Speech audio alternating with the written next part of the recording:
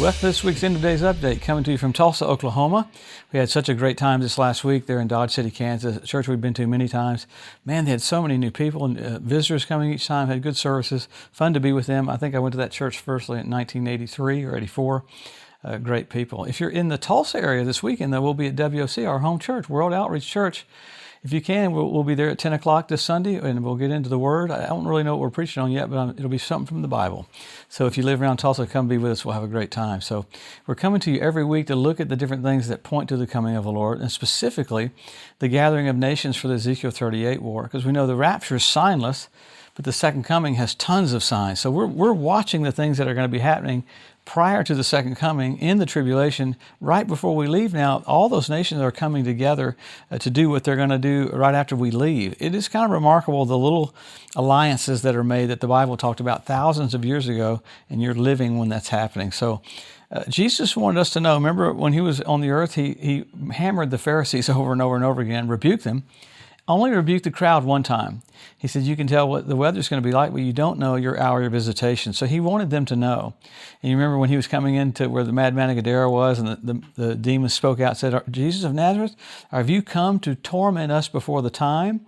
So they knew he was on a schedule, but he was early. So if demons could know the schedule that Jesus is here and not here, how much more the church? Because Paul said we're not in darkness as that day would overtake us as a thief. So coming into all these things about end times, it's not about an escape theology, it's about a hustle theology. If we can see the setup for the coming of the Lord, it makes us change things. We act different.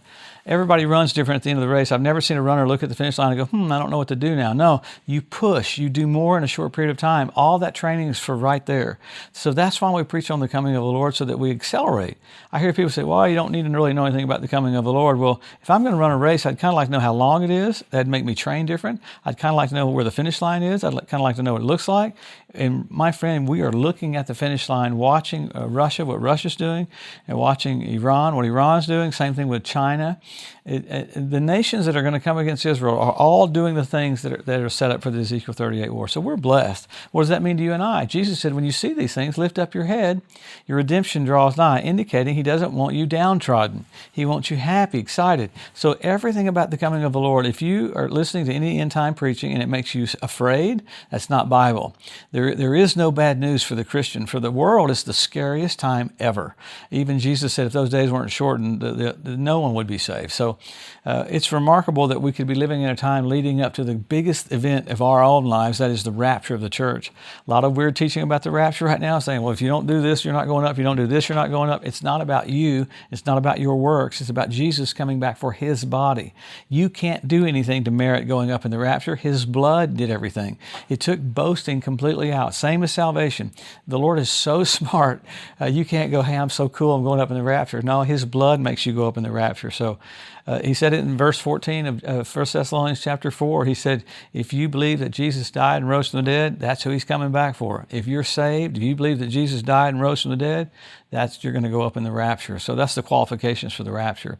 But let's look and see what's happened this week. At the end of today's update, we want to look at what's happened that literally pushes the coming of the Lord right in front of our eyes. So if you can, like and subscribe to us on Facebook. That'll help us. And if you want to think about partnering, man.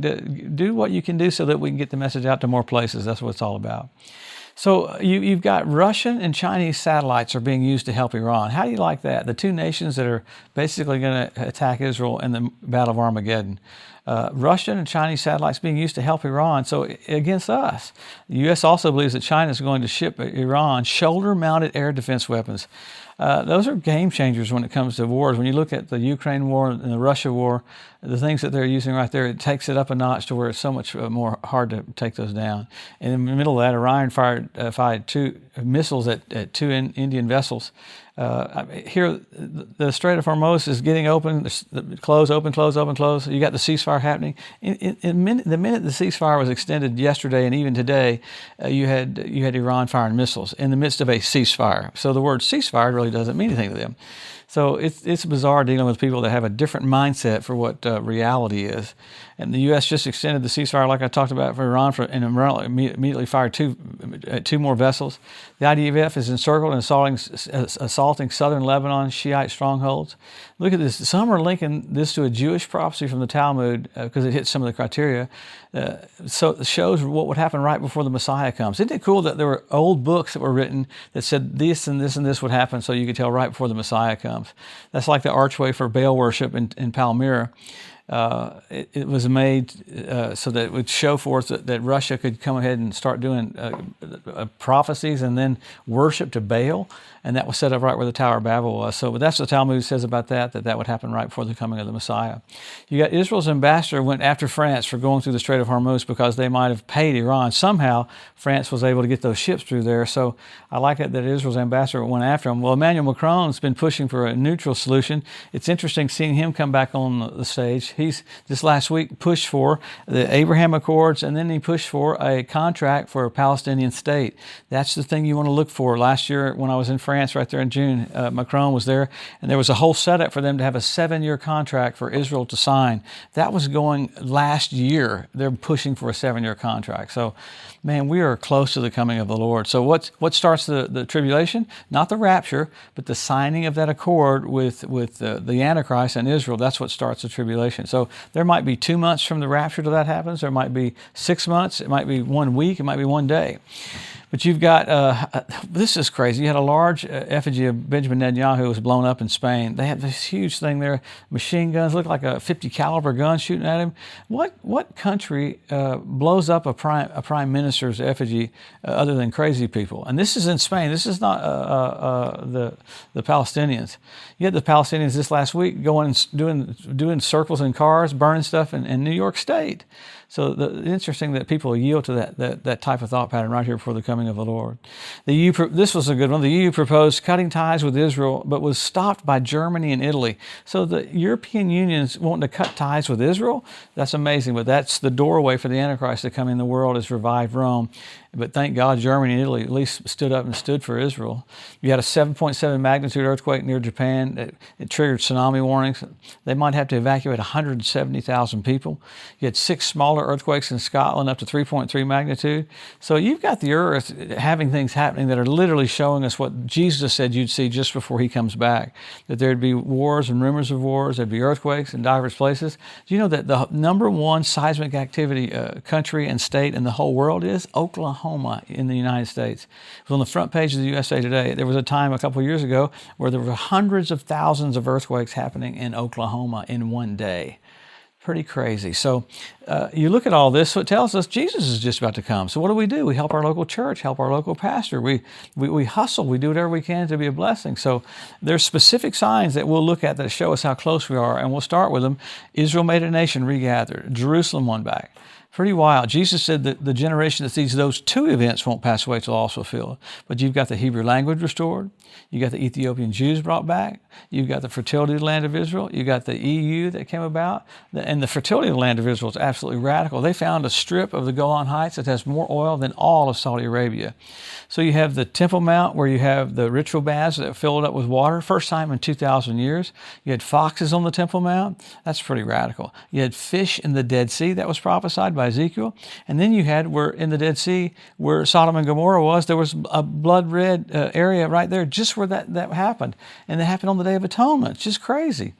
So you have a sign after sign after sign after sign. Now signs aren't there to scare you. They're to show you how close you're getting to your destination. I mean, you have 172 different species of predatory birds start showing up in the land. Now, what's that for? After the Ezekiel 38 war, God calls on the fowl of the air to clean the land up. 7 years later, at the Battle of Armageddon, he calls on the fowl of the air to clean the land up again. So you've got the cleanup crew in Israel right now. It's kind of wild that you got Russia and Crimea, Russia and the Ukraine. So Russia's in position, birds are in position, fish are in position. Then you have the Temple Mount. The Temple Mount Institute, they have all the things ready for sacrifice. There was a lot of talk this last week about our own CIA knowing where the Ark of the Covenant is.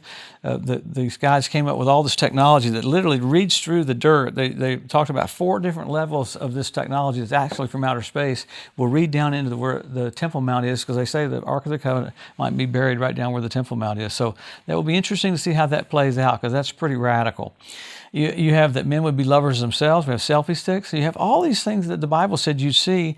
And when seeing them, it should be a wake-up call for all of us. Like, wow, God, you're doing some amazing things to get me to understand how close we are to Jesus coming back. Too crazy. So once you go from signs, which there's tons more, I could get into so many, but yet there's we go to signals, because once you get into a town, if you don't need signs you're getting there. You got signals that show you that you're already in town. What are the signals? You had blood red moons a few years ago on Passover and Tabernacles. What does that mean? You got, I died for you, I'm coming back. I died for you, I'm coming back. I died for you, I'm coming back. That's pretty radical. NASA called it a tetrad, 4 in a row. When's the last time you had 4 in a row like that on Passover and Tabernacles? When's the last time? 1967, when Jerusalem was won back. 1948, when Israel was made a nation. 1492, at the Edict of Expulsion, when the Jews were kicked out of Spain. Speaking of that, you had Spain's prime minister say he would nuke Israel if he had a nuclear weapon. How crazy is that to say that publicly? It's just crazy. Other things you have about the coming of the Lord, when you got signals, you had the Bethlehem Star. I don't hear a lot of preaching on that, but you should pull up the Bethlehem Star on YouTube and look at the bonus feature. It shows you the Passion Lamb. The heart of the Lamb goes black on an eclipse exactly at the time, 3 in the afternoon, while Jesus was on the cross. That's in the heavens, showing what happened on the earth. That's crazy. But when the birth of Jesus happened, you had what? You had Jupiter, Regulus, and Venus come together. Regulus, regal, planets that did retrograde motion. Crowning Jupiter. Why? So you had things happening in the heavenly showing us that Jesus is just about to come. So go look at that bonus feature though, and you'll look. That'll freak you out when you see the heart of the Lamb go black at 3 in the afternoon while Jesus is on the cross, exactly when he gave up the ghost. So you look at all these things and you go, now what are we supposed to do? We are supposed to accelerate. You get anything out of your life that would slow you down and look unto Jesus, the author and the finisher of your faith. So everything should revolve around Jesus. Make Jesus your focus, Jesus your walk, Jesus your life, everything about him, and be soul winners like you've never been, and be a blessing to your church. I tell you, this is it. People say, is the rapture really happening soon? I think we're very, very close to the rapture happening. The earth is getting ready for God to come to it at the second coming. At the rapture, we go up to meet Jesus in the air, and then we come back with him at the second coming. What a sight that's going to be to look at the earth. The Bible says the sun won't be lit, the moon won't be lit, the stars will fall from heaven, and all of a sudden the King comes from heaven, and everybody on the earth is going to hit their knees. Every knee will bow, every tongue will confess that he is Lord, to the glory of God the Father. So these hours are so soon ahead that we get to be a part of it, and this will be the wonderfulest things we've ever experienced, that we'll be caught up, we'll go to the reward seat of Christ, marriage supper of the Lamb, and then we'll come back with Jesus at the second coming. How cool. I believe we go to maybe horse flying school for a couple hours in there as well. So lift up your heads. Don't be sad about anything. Use your authority. Speak the word over your life. Speak the word over your children. Be bold to walk in what Jesus left you 2,000 years ago. And we'll come back and see you next week. We'll see what happened next Wednesday, because a lot of things are happening every single week. You're blessed. Have a great week. We'll see you soon.